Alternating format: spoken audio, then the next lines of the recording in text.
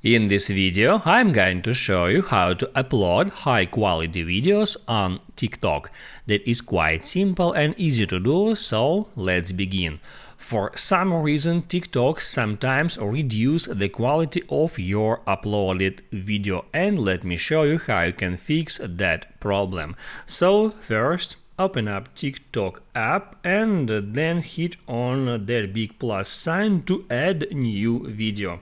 Now you can use your camera or you can upload some video from your phone's gallery. Let it be that one. Now you can hit on next. There you can add some filters, some effects, or you can write here some text, add some stickers or whatever. And once you're finished with that, just hit on next, and on that step scroll down to the very bottom where you can find allow high quality uploads feature. Make sure that this option toggled on. If you can't find this feature here, tap at more options. It shows you some extra options, and also you can find this feature here if it's located not there. That's it.